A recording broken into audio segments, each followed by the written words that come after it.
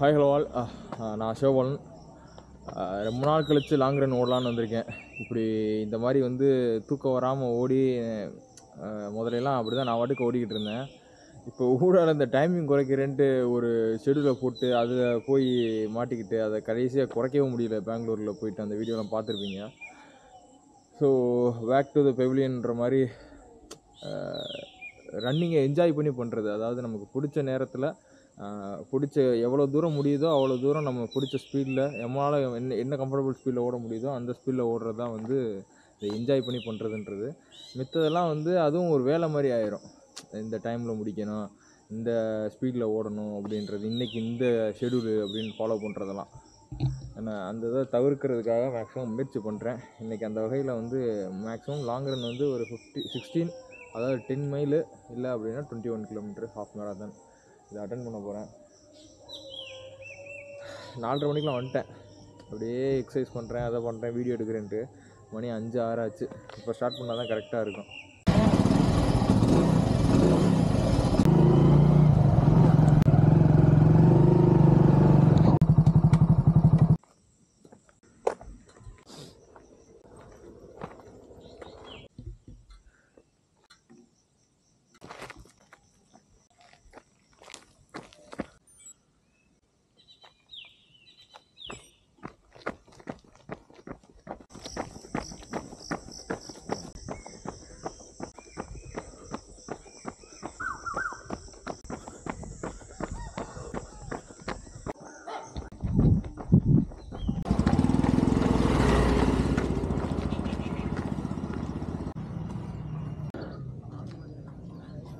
இன்றைக்கி எதை பற்றி பார்க்க போகிறோம் அப்படின்னா, ஒரு மேராத்தானுக்கு எப்படி அப்ளை பண்ணுறது, அதுக்கு எவ்வளோ ஃபீஸ் ஆகுது, போயிட்டு வர்றதுக்கு அங்கே இருக்க அக்காமடேஷனு, இதை பற்றிலாம் வந்து எவ்வளோ மொத்தமாக சார்ஜ் ஆகுது, எவ்வளோ நம்ம செலவு பண்ணுற மாதிரி இருக்குது அப்படின்றத பற்றி பார்ப்போம்.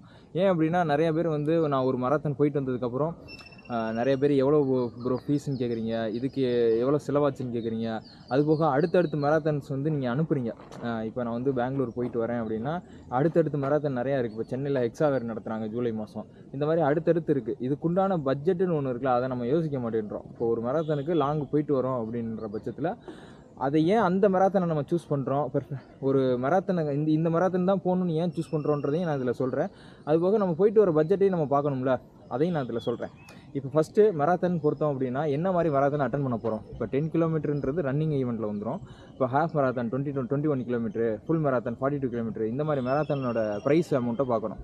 இப்போ லோக்கலில் வந்து டைம்டு ரன் இருக்காது. டைம்டு ரன் அப்படின்னா இப்போ வந்து ஸ்டார்ட்டு ஃப்ளாக் ஆஃப்லாம் வந்து சும்மா யாராச்சும் ஒரு அரசியல்வாதி இல்லைனா ஒரு பிஸ்னஸ் மேனு, அங்கே இருக்கிற லோக்கல் பீப்புள் யாராச்சும் ஒரு ஆள் நல்ல ஆளை பார்த்து, நல்ல ஆள்னா அந்த ஊரில் கொஞ்சம் பெரிய ஆளாக இருக்கிற மாதிரி நேம் இருக்கிற ஆளை பார்த்து ஃப்ளாக் ஆஃப்க்கு கூப்பிட்டு, இல்லை எக்ஸிக்யூட்டிவ்ஸு, போலீஸு, இந்த ஐஏஎஸ், ஐபிஎஸ் இவங்களை கூப்பிட்டு ஃப்ளாக் ஆஃப் பண்ணி அந்த ஸ்டார்ட் பண்ணுறது.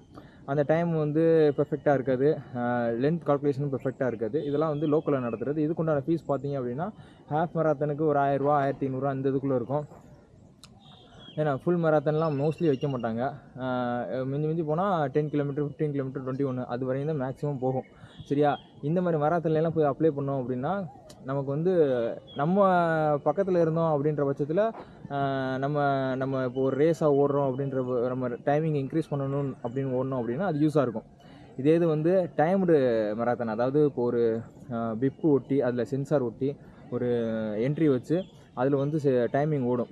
நம்ம அந்த சென்சார் மூலியமாக அந்த டைமை கிராஸ் பண்ணுறோம் அப்படின்னு கன் பாயிண்ட் அடித்து கிராஸ் பண்ணுறப்ப அந்த டைம் சென்சார் ஆன் ஆயிரும். சரியா? அதுலேருந்து டைம் கால்குலேஷன் ஆயிரும். பெர்ஃபெக்டான கால்குலேஷன் இருக்கும். இப்போ 10 கிலோமீட்டர்னா 10 கிலோமீட்டர் கரெக்டாக துல்லியமாக இருக்கும். 21னா 21 இருக்கும், 42னா 42 இருக்கும். இதை கிராஸ் பண்ணி முடிக்கும் போது எண்டுலேயும் அந்த சென்சார் இருக்கும். ஒரு 5 கிலோமீட்டர், 10 கிலோமீட்டர், 15 கிலோமீட்டர் தாண்டும் போது அந்த சென்சாரை தாண்டி தான் போகணும். அதுலேயே நம்ம சென்ஸ் பண்ணிடுவோம். எந்த ஒரு மால் ப்ராக்டிஸ் பண்ண முடியாது. இந்த வண்டியில் ஏறி போகிறது இந்த மாதிரி விஷயங்கள்லாம் தவிர்க்கிறதுக்காக இந்த மாதிரி வந்து ஒரு ஈவெண்ட் ஆர்கனைசேஷன்காரங்க நடத்துவாங்க. இதில் வந்து திருச்சியில் நடத்துகிறவங்க வந்து மை ரேஸ்னு ஒரு கம்பெனிக்காரங்க. இப்போ வந்து இதில் வந்து பெங்களூரில் வந்து டைமிங் சொல்யூஷன்ஸ்னு ஒருத்தவங்க. ஏன்னா இந்த மாதிரி நிறைய பேர் இருக்காங்க. அதில் யார் நல்லா நடத்துகிறாங்களோ அவங்களோட பட்ஜெட்டுக்கு ஏற்ற மாதிரி அவங்கள்ட்ட கான்ட்ராக்ட் கொடுத்து இந்த மாதிரி ஈவெண்ட்டை நடத்துவாங்க. இது வந்து ஒரு மேரத்தானை சூஸ் பண்ணுறது எப்படின்றத பார்த்தோம் அப்படின்னா, நம்மளுக்கும் வேல்யூவாக இருக்கணும். இப்போ அந்த ஒரு டைம் போயிட்டு வரோம்ல, இப்போ ஒரு மேரத்தான் அட்டன் பண்ணுறோம், மேரத்தான் போயிட்டு வந்துட்டோம்னா அந்த ஒரு சர்டிஃபிகேட் கிடைக்குதுல்ல, அது வந்து அடுத்த மேரத்தானில் போய் அப்ளை பண்ணுறதுக்கு யூஸ்ஃபுல்லாக இருக்கணும். இந்த லோக்கல் மேரத்தான்லாம் போனோம் அப்படின்னா அதுக்கு வந்து நமக்கு வந்து ஒன்றுமே கிடைக்காது. சர்டிஃபிகேட் சும்மா அவங்களா அடிச்சு கொடுக்குறது தான் இருக்குமே தவிர்த்து நெட்லேயே அவங்க அப்லோட் பண்ணிடுவாங்க. இப்போ டைமுடு மேரத்தான், இப்போ இன்டர்நேஷனல் மேரத்தான்லாம் டிசிஎஸ் நடந்துச்சுல, இது வந்து அவங்களுக்குன்னு ஒரு வெப்சைட் இருக்கும். நம்ம பிப் நம்பரை போட்டோம் அப்படின்னா அதிலே அவங்க நம்ம டீட்டெயில்ஸ் வந்துடும். எந்தெந்த டைமில் என்னென்ன பேஸில் நம்ம கால்குலேட் ஓடி இருக்கோம், எவ்வளோ டைமில் கம்ப்ளீட் பண்ணியிருக்கோம், நம்ம ஃபோட்டோஸு என்ன நமக்குன்னு ஒரு சின்னதாக வீடியோ கிளிப்பை ரெடி பண்ணி அப்படியே அவங்க எல்லாமே பெர்ஃபெக்டாக கொடுத்துருவாங்க. இப்போ இந்த மேரத்தான் நல்லா நடந்துச்சா நல்லா இருக்கா அப்படின்றத சொல்ல வரல, ஒரு மேரத்தான் ஈவெண்ட் இப்படி நடக்கும் அப்படின்றத சொல்கிறேன். இது வந்து ஒரு மேரத்தானை எப்படி சூஸ் பண்ணுறது அப்படின்றதுக்காக உங்களுக்கு எக்ஸ்ப்ளனேஷன் கொடுக்குறேன். இப்படி தான் சூஸ் பண்ணணும். நான் உங்களுக்கு என்ன தேவை, இப்போ உங்களை நீங்களே சோதிச்சு பார்க்க போகிறீங்க அப்படின்னா லோக்கல் பட்ஜெட்டுக்குள்ளே பார்க்கணும் அப்படின்னா லோக்கல் மேரத்தான் நீங்கள் அட்டன் பண்ணலாம். இல்லை நான் வந்து ஒரு ஓடினாலும் ஒரு வேல்யூவான மேரத்தான் ஓடணும் அப்படின்ற பட்சத்தில் நீங்கள் வந்து இந்த மாதிரி இன்டர்நேஷ்னல் மேரத்தானு, ஆல் ஓவர் இந்தியாவில் டாப் மேரத்தானு, இந்த மாதிரி மும்பை மேரத்தானு, இந்த காவேரி மேரத்தானு, காவேரியிலலாம் நடத்துனாங்களா ஹாஃப் மேரத்தான் 21 திருச்சியில் போன வருஷம், அந்த மாதிரி இந்த கொஞ்சம் வேல்யூவாக இருக்கிறதெல்லாம் போகலாம். இதோட இப்போ ப்ரைஸ் வந்து ஒரு மேரத்தானுக்கு ஒரு மாதிரி இருக்கும். 1000 ரூபாய்க்குள்ளேயும் இருக்கும், 2000 ரூபா வரையும் இருக்கும். இப்போ 10 கிலோமீட்டருக்கு 2000 வாங்கினா இல்லை, இப்போ திருச்சியிலலாம் வந்து 21 கிலோமீட்டருக்கு 1500 ப்ளஸ் டேக்ஸோட சேர்த்து 1760 ரூபா வந்துச்சு. இதுதான் வந்து ஒரு மேரத்தானுக்கு அப்ளை பண்ணுறதுக்கு உண்டான அமௌண்ட்டு. இது போக நம்ம போயிட்டு வர எக்ஸ்பென்ஸு. இதே இது வந்து இப்போ சென்னையாக இருந்ததுன்னா சிவகங்கையிலேருந்து சென்னைக்கு 450 கிலோமீட்டர், நைட்டு பஸ் ஏறணும், இல்லைன்னா முன்னாடியே ட்ரெயின் போடணும். ட்ரெயின் வந்து முன்னாடியே ஒரு மாதத்துக்கு முன்னாடியோ 15 நாளைக்கு முன்னாடியோ இல்லை தக்கல்லையோ போட்டு வாங்குற அளவுக்கு பொறுமையும் கிடையாது. அங்கேருந்து இறங்கி பஸ்ஸை பிடிச்சி இன்னொரு இடத்துக்கு போகிறதுக்கு அதெல்லாம் அலைய முடியாதுன்றதுனால பஸ்ஸுன்றது கன்வீனியண்ட்டாக இருக்கும். எங்கள் வீட்டிலேருந்து பக்கத்துலேயே பஸ் ஸ்டாப்பு. ஸோ நான் டக்குன்னு ஏறி இறங்கி போகிறதுக்கு வர்றதுக்கு பஸ்ஸு தான் எனக்கு ஈஸியாக இருக்குது. ஸோ இப்போ பஸ்ஸுக்குன்னு சார்ஜ் போட்டோம் அப்படின்னா ஒரு 1000 ரூபாய்க்குள்ளே நான் பார்ப்பேன். 1000 ரூபாய்க்கு குறைஞ்சு கிடையாது. இப்போ 1000 ரூபான்னா 800ரூவாலேருந்து 900 ரூபா 1000 ரூபா அப்படின்றது அது வேரி ஆகும் போகிறதுக்கு. திருப்பி அதே மாதிரி வர்றதுக்கு 1000 ரூபா, இது 2000 ரூபா. இப்போ ஒரு இதுக்கு அப்ளை பண்ணுறோம், இப்போ பெங்களூருக்கு போயிட்டு வந்ததுக்கு போக 1200 ரூபா ஆச்சு, வர்றதுக்கு 1200 ரூபா, மொத்தம் 2400 ரூபா. அப்ளை பண்ணது ஒரு 2000 ரூபா, மொத்தம் 4400 ரூபா ஆச்சு. இது போக அங்கே போய் நான் 3 நாள் இருந்தேன். 3 நாளைக்கு உண்டான சாப்பாடு, சரியா, 3 நாளைக்கு உண்டான சாப்பாடு, ஒரு நாளைக்கு 500 ரூபா வச்சாலும் 3 நாளைக்கு 1500 ரூபா, சரியா. இப்போ 2400 ஒரு 1500 3400 3900.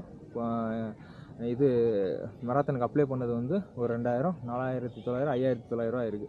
ஏன்னா இதுக்கப்புறம் அக்காமடேஷனை பொறுத்த வரையும் நம்மளுக்கு வந்து ஃப்ரெண்டு ரூமு இந்த மாதிரி ஏதாச்சும் இருந்தது அப்படின்னா பிரச்சனை இல்லை. அப்படி இல்லைன்ற பட்சத்தில் 2-3 பேராக சேர்ந்து போய் அந்த இடத்துல போய் ஒரு நாளைக்கு ஸ்டே பண்ணுறதுக்கு ஒரு 1000 ரூபா 1200 1500 உங்களோட கன்வீனியன்ஸை பொறுத்து தான். உங்களுக்கு சின்ன ரூமாக இருந்தது, கொஞ்சம் நார்மலான டாய்லெட் ஃபெசிலிட்டி இருக்குது, பரவாயில்ல அப்படின்னு முடக்கிட்டு இருந்துருவேன், கொஞ்சம் க்ளீனாக இல்லைனாலும் பரவாயில்ல அப்படின்னா 800 900 1000 ரூபாய்க்கு கூட கிடைக்கும். கொஞ்சம் இன்னும் நல்லா நீட்டாக வேணும், கொஞ்சம் லக்ஸரியாக வேணும் அப்படின்னா அதுக்கேற்ற மாதிரி பட்ஜெட் உங்களுக்குலாம் தெரியும்ல, டூர்லாம் போயிருப்பீங்க, அந்த மாதிரி இருக்கும், சரியா. இது ஒரு 1000 ரூபா 1500 வந்துடுது ஒரு நாளைக்கு. இது நல்ல ரேஸ் ஓடணும் அப்படின்னா 2 நாளாச்சும் குறைஞ்சது இருக்கணும். முன்னாடியே நாளே போய் நம்ம வந்து பிப் கலெக்ஷன் பண்ணணும். செஸ்ட்டில் விட்றோம்ல நம்பர், அந்த நம்பர் பேர் தான் பிப்புன்னு சொல்லுவாங்க. அதை போய் நம்ம முன்னாடியே போய் ஐடி ப்ரூஃபை கொடுத்து வாங்குற மாதிரி இருக்கும். இப்போ 2 நாளோ இல்லை 3 நாளோ வைக்கிறோம் அப்படின்னா அதுக்கு ஒரு 3000 ரூபா போட்டுக்கோங்க. இப்போ ஏற்கனவே வந்து 5900, இது ஒரு 3000 வச்சோம் அப்படின்னா 6 3 9000 ரூபா தோராயமாக வருது.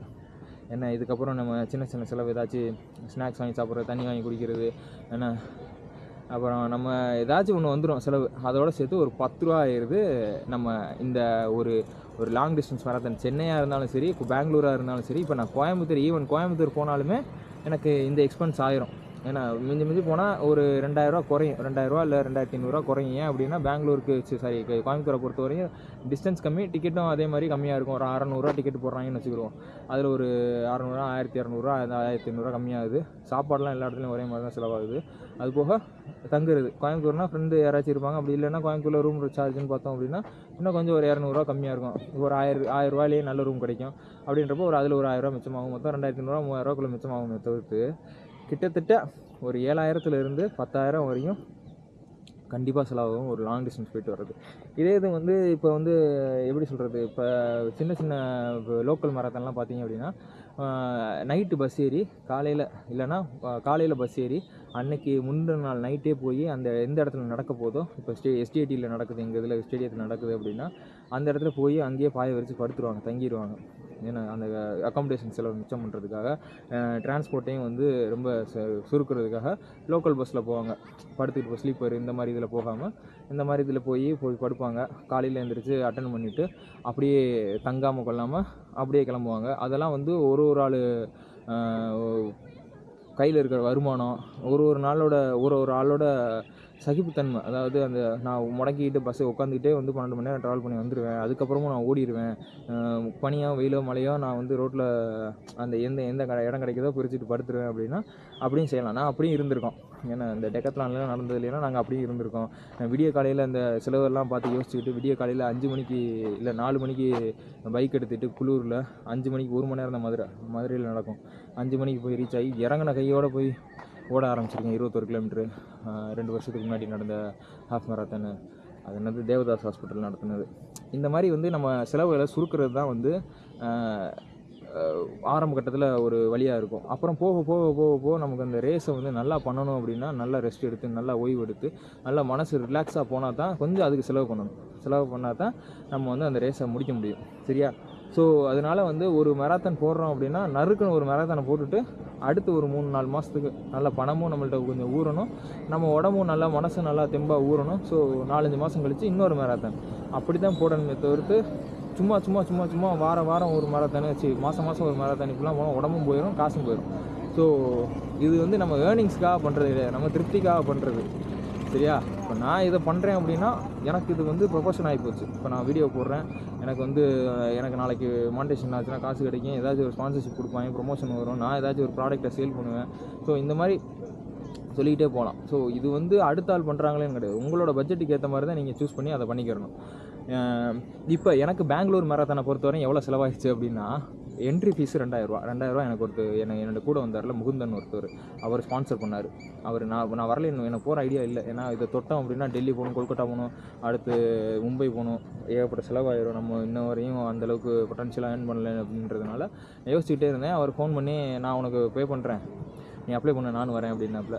சரி அப்படின்ட்டு அது அப்ளை பண்ணியாச்சு. இப்போ எனக்கு பெங்களூர் நண்பர் ஒருத்தர் இருக்கார், அவர் ரூமில் போய் தங்குறது பிரச்சனையே கிடையாது, நானும் அவரும் ரொம்ப க்ளோஸு. ஸோ 3 நாள் அவர் ரூமில் தான் போய் ஸ்டே பண்ணேன். அக்காமடேஷன் பிரச்சனை இல்லை, ரிஜிஸ்ட்ரேஷன் எனக்கு பிரச்சனை இல்லாமல் போயிடுச்சு. இது போக நான் போகிறதுக்கு செலவு பண்ண 1200 வர்றதுக்கு செலவு பண்ண 1200. நான் போயிட்டு வர்றதுக்கு பெங்களூரில் வந்து இப்போ பிப் கலெக்ஷன் போனதுக்கு ஒரு 200 பெட்ரோல் சார்ஜ் போட்டு போயிட்டு வந்தேன். அது போக வேறு என்ன செஞ்சேன், 3 வேளை 2 வேளைக்கு தான் நான் சாப்பாடு காசே கொடுத்தேன். ஒரு 300-400 காலையில் செலவாச்சு. அந்த இது மட்டும்தான் நான் கொடுத்தேன். மித்ததெல்லாம் என் ஃப்ரெண்டு அங்கே நான் விருந்தாடியாக போனதுனால அவரே வந்து பாச உணர்வில் சாப்பாடும் போட்டாப்புல. சரியா? அந்த ப்ரான் எடுத்து சமைச்சதாக இருக்கட்டும் அவரே பே பண்ணி வாங்கினார். மித்த நேரமும் இந்த முகுந்தன் ஒருத்தர் வந்தார்ல, அவர் ஒரு நேரத்துக்கு பே பண்ணுறாரு. பிப் கலெக்ஷன் பண்ணி முடித்ததுக்கப்புறம் நாங்கள் வந்து இதுக்கு அது என்னது ரேஸுக்கு போகிறதுக்கு ஆட்டோவுக்கு நான் ஃபோனை வச்சுட்டு வந்துட்டேன். கேமரா மட்டும்தான் எடுத்துகிட்டு ஓடணும் அப்படின்றதுனால அவரே பே பண்ணிட்டாப்புல போயிட்டு வர்றதுக்கு. ஸோ இந்த மாதிரி வந்து என்னோடய செலவுகள்னு பார்த்தோம் அப்படின்னா 1200, வர 1200, அதிகபட்சம் ஒரு 600-700, அது ஒரு 1000 தான் ஆச்சு. 2000-3000 முடிச்சிட்டேன். நான் மொத்த ட்ரிப்பையுமே 3000 முடிச்சிட்டேன். ஸோ இப்படித்தான் நான் வந்து ஒரு இடத்துலையும் போய் சர்வே பண்ணிக்கிட்டு இருக்கேன். இப்போ நாளைக்கு நான் கோயம்புத்தூர் போகிறேன்னா கோயம்புத்தூரில் எனக்கு தெரிஞ்ச ஃப்ரெண்ட் ரூமில் போய் தங்குவேன்.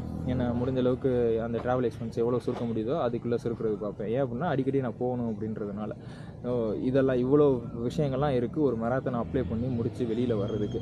வந்ததுக்கப்புறம் அது சாட்டிஸ்ஃபேக்ஷனாக ஓடினோம்னா பிரச்சனை இல்லை, போயிட்டு வந்துட்டு நிம்மதி இல்லாமல் கிடக்கணும். ஏன் அப்படின்னா சரியாக ஓடலை அப்படின்னா. நான் இப்போ 10 கிலோமீட்டர் ஓடிட்டு வந்துட்டு 2 நாளாக ஏன் கேட்குறீங்க, என்னடா இப்படி ஓட்டிட்டோமே தூக்கமே இல்லை. இன்றைக்கி உண்டான ஸ்லீப் சைக்கிளை போடுறேன் பாருங்கள், அதுவும் சரியாக தூக்கம் இல்லை. காலையில் 4 மணிக்கெலாம் எழுந்திரிச்சு 4:30 மணிக்கு கிரௌண்டுக்கு வந்து அப்படியே யோசிச்சுட்டே நடந்துட்டு ஒரு 5 மணிக்குள்ளே ஓட ஆரம்பித்தேன். இன்றைக்கி ஒரு 1.5 மணி நேரம் ஓடினேன். 16 கிலோமீட்டர்ன்றது வந்து 10 மைல். சரியா?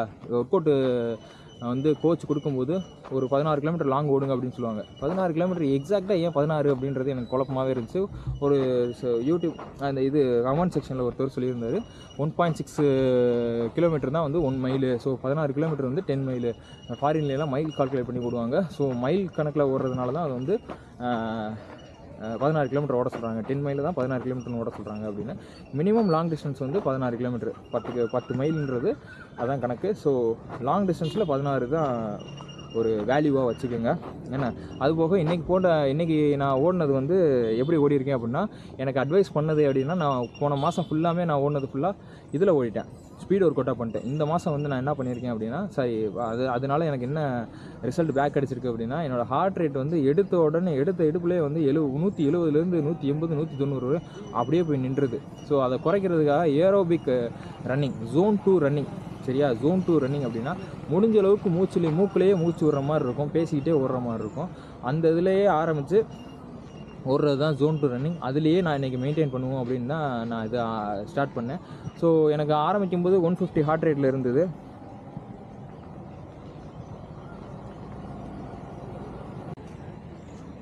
ஆவரேஜ் ஹார்ட் ரேட் வந்து 168, மேக்ஸிமம் 179 வரையும் போயிருக்கு. அது வந்து கடைசியாக கொஞ்சம் 100 மீட்டர் புஷ் பண்ணேன். அப்புறம் ஸ்டார்டிங்கில் பார்த்தீங்க அப்படின்னா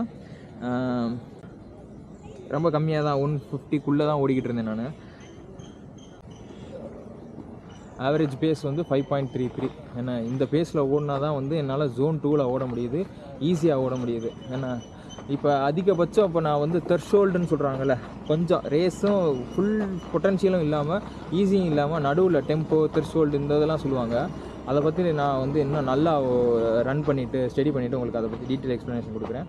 அதில் ஓடுனேன் அப்படின்ற பட்சத்தில் இன்னும் ஒரு 15 செகண்டை குறைக்கலாம். ஒரு 5:15 5 இந்த இதில் ஓடலாம். டெம்போலாம் ஓடனா 5ல் ஓடலாம், 5:15 இந்த இதில் ஓடலாம், சரியா? அப்போல்லாம் ஹார்ட் ரேட் பார்த்திங்க அப்படின்னா எப்படி இதோட 10 கூட இருக்கும், 180லேயே மெயின்டைன் ஆகும். எனக்கு கிட்டத்தட்ட அது ரேஸ் மாதிரி ஆகி போகும். ஸோ இதுதான் இன்றைக்கி நான் கம்ப்ளீட் பண்ணது. இன்றைக்கி வந்து ஒரு மென்டல்